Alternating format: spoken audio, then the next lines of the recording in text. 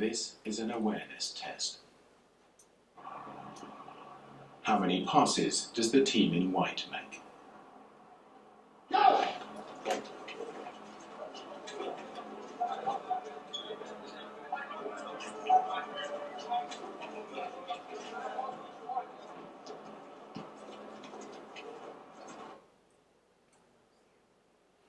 How many? I was at 12. 13. 12? 13? Anybody has something different? 12 and 13? 11. 11? It's okay, you can turn them back on. Oh, okay. Oh, actually, leave them there for a second. Well, it might help us to see. All right, so 12 or 13?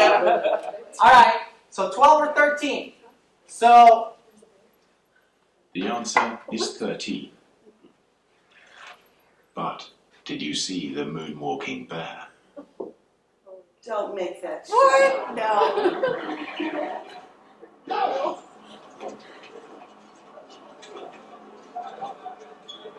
Oh, no.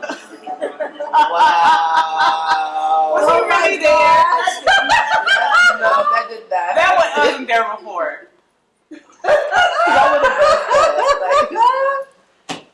So, Anthony, was he there before? I didn't see it. None of us knows moves. I swear it. Oh, that's funny. who did not see that? I did not see that bear. No. Okay.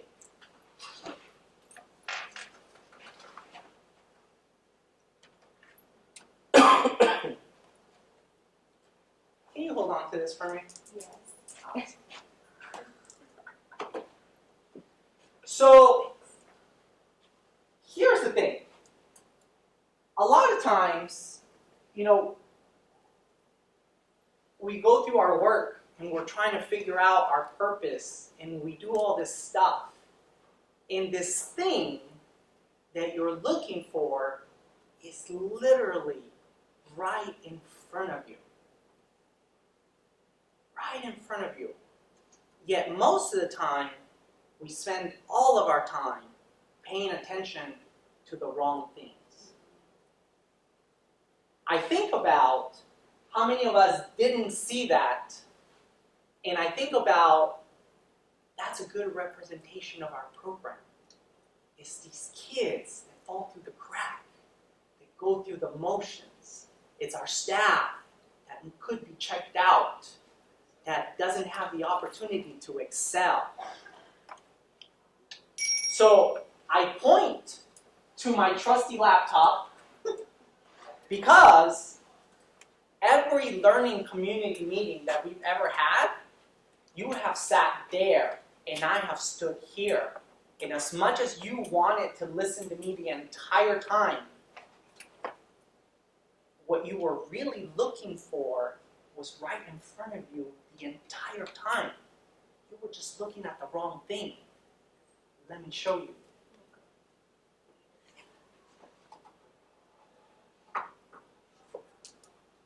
I want you to pick a word that resonates with you and just keep it with you.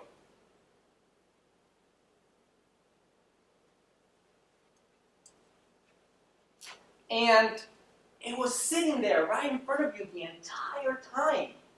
Yet we failed to see it because we were paying attention to something else, something more entertaining, or something that was like front and center, or very out there, yet it was right there the entire time.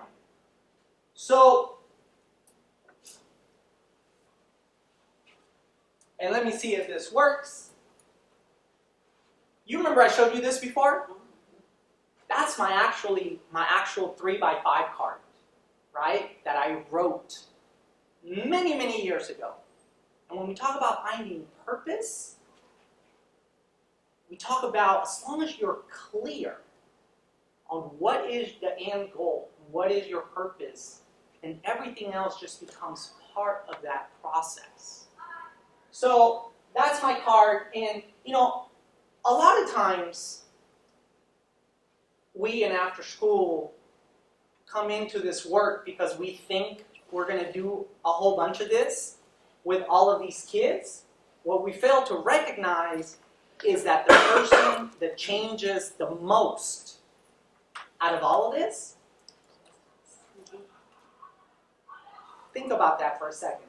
So today, I have a special in my pocket, Terry. Today, I want to talk about the power of reflection and what you can actually do when we take the time to write things down and really reflect and really put yourselves out there and be vulnerable to the process. So, this is my book of reflection. Love my book. And I keep a page for every person that I have the privilege to work with. And so today, I wanted to share with you a couple of pages, if you don't mind. So the first thing that you will find in my book is, and I keep it with me all the time because this work is important. It is very important. And so we have talked about this in the past when we talk about powerful inquiry leads to powerful questions. And powerful questions lead to powerful listening, right? Powerful inquiry leads to powerful questions. Powerful questions lead to powerful listening. So when you actually listen to a person, I'm talking about like really, really listen to a person about what they have to say. And for some of us in this room, it's not what they actually say, but what they're screaming inside to be able to say and just can't because they don't have the language to be able to scream it out. So I want to give you a couple of examples from my book about the kind of pages of what powerful reflection can do out there. Everybody remember Stephanie from our learning community? Where does Stephanie typically sit? In the back, front and center, right? If you really look at what Stephanie has done throughout this entire process and what happened last time, what you'll notice is that this is the journey of a woman who has always sat front and center in front of the mirror, yet far away enough to not get hurt. And all I ever did was, if you remember at the last meeting, I said, sit next to me. You remember that? Mm-hmm. And then she opened her mouth and spoke beautifully. You know why? She was saying the same thing all along. But her biggest barrier was the mirror. When you take her away from the mirror and you just let her shine to her community, she shines. That's the power. So what I want to show you today is I want to show you the end product of reflection and the power. So, because I've always told you that I will always give you the answer of the process as well, do me a favor. I'm going to change two things. Actually, three things. One of the things is that, because you're not going to catch it unless I tell you to catch it, is pay attention to my hands. My hands are going to move. Two, I am going to change my cadence of how I speak. Cadence is the rhythm of how we speak. You're not going to catch it unless I tell it to you ahead of time. And three, I'm going to change where I stand in the position that I am in the room. And those three factors added to what I'm going to tell you changes the game about the power of inquiry and the power of reflection. Cool? Hands, cadence, positioning.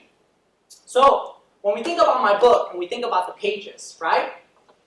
We think about, say you take Stephanie, and there's always someone next to a Stephanie that kind of cheers them on, that punches them on the shoulder, taps them in the back and says, you can do it. You know who that person is here? And you know why that is? Is because she deeply cares about social justice issues. And if you really think about what Stephanie spoke about, social justice. People that are focused on that particular topic area see it every day of their lives. And so she sees it in her. That's the power of inquiry. I'm not lying. She did that. Right? This is a journey, for example, of a woman who the entire time it has been about a higher purpose. And the barrier was that she needed to see it, to believe it, and all I ever did was ask her to believe it so she can see it. You see it now? And so, this is a journey about a woman who has gone through that J curve and has come out to the other side into a level of acceptance that now she pays homage to that life through her work. And that's what this is about. This is the journey of a woman who feels invisible, right? Feels really invisible. And all I ever did was to take some 3x5 cards out of her hand, and then she finally was able to be seen. Everyone's looking at you now. I know. You're no longer invisible. And that's what this is about. This is about a journey for all of us to figure out who we are, where we stand, what is our purpose, and what do we do with it, right? I'm going to give you one more page because I think it's important. I think this is a journey about a woman who struggles with having to be front and center all the time. And what she doesn't realize is that the entire time she has sat in the middle of the group because she is the connector, the one that keeps everybody connected, make sure that everyone's taken care of. And that in itself is leadership. That's why you're holding that box. So, when we think about the power of reflection, right, which only happens through deep and meaningful listening, I think that is the work that we do every day in our programs. We just have to start paying attention not to what's front and center, but to the moonwalking bear. And what's really important to you and your community, because it's right in front of you, and most of the time we're missing it. And we're missing the beauty that already exists because we're focused on other things that may be more out there or needed or of priority at the moment. Be clear on what's really a priority of yours. Find your purpose and laser focus yourself on just that. And use everything else that you do as a vehicle to get you there. That's what this journey is about. And obviously, I could go through many more pages of my book, but that's neither here or there. What's important is that you're clear, that you get to write your own book. And so what would you want it to say? The story that I always tell is that if our kids and our families that we serve out in the programs are a book that's yet to be written, do we want to have the opportunity to shape the ending or be included in the dedication page? And I'm not here to tell you which one's right for you. I'm just here to tell you that you have an opportunity to impact both of them. But we have to take the time to practice, to listen, and to put yourself out there. If we don't, you're going to be paying attention the wrong things most of the time. And what's really important is going to walk right through you, and we're not going to catch it in time.